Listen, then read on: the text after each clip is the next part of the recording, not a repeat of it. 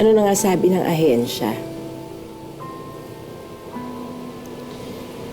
Maganda naman daw yung records ko.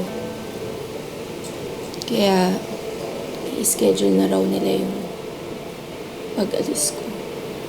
Ang bilis, ha? 1 linggo ka palang nakakauwi.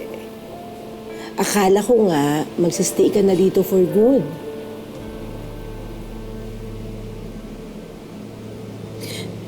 Akala ko nga din eh.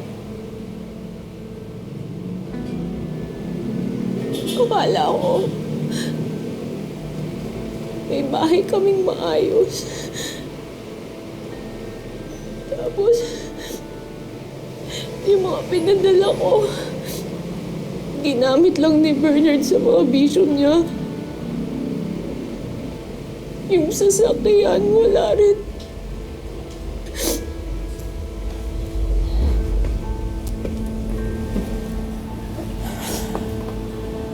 Tapos, ikaw pa ang sinaktan at ninakawan.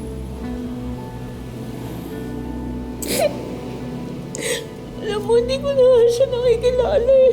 Hindi ko nakilala yung asawa ko. At saka natatakot na ako. Naku, Apple, sa totoo lang, ayoko sanang manghimasok, no? Pero kung aalis ka na naman para magtrabaho, eh, papaano na yung anak mo?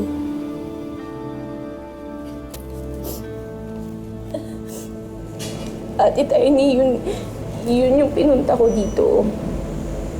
Kasi alam mo naman na wala akong kamag-anak, di ba? Wala naman ako ibang maasahan, kundi ikaw lang. Kaya iniisip ko, pwede bang dito na muna si RB? Magpapadala na ako ng panggastos. Huwag mo muna isipin yung mga padala-padala na yan. Ako nang bahala. Sige. Walang problema, hindi ka magdadalawang salita. Salamat.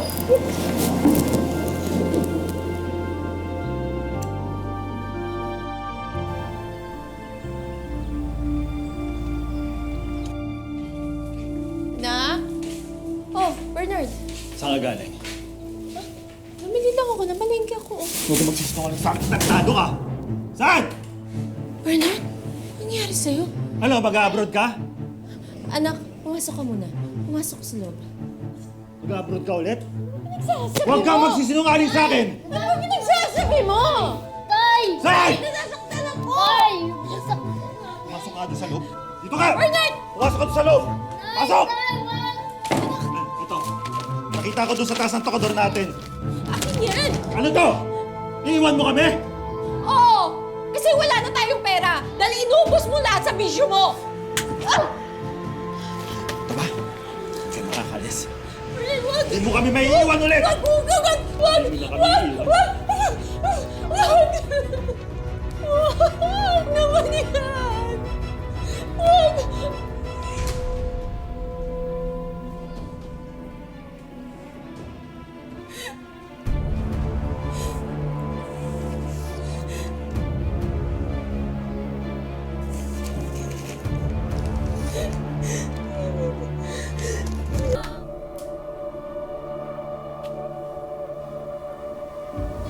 Mabuti na lang natakasan namin si Bernard. Ang dapat dyan sa asawa mong yan, pinapabarangay, napakawalang ya. Nakita mo nga yung ginawa sa inyong mag-ina. Ang mabuti nga hindi kayo napatay. Maigi na rin nakatakas kayo. Ano na ngayon yan? Mahirapan daw ako kumuha ng mga papeles. Sabi ng agency, mapablacklist daw ako kasi hindi ko sinipot yung employer ko. Grabe naman sila. Hindi ba nila naiintindihan ang sitwasyon?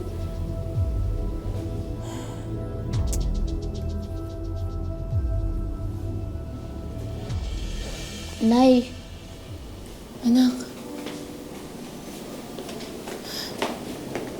nagising ka ba namin? Pasensya na, ha?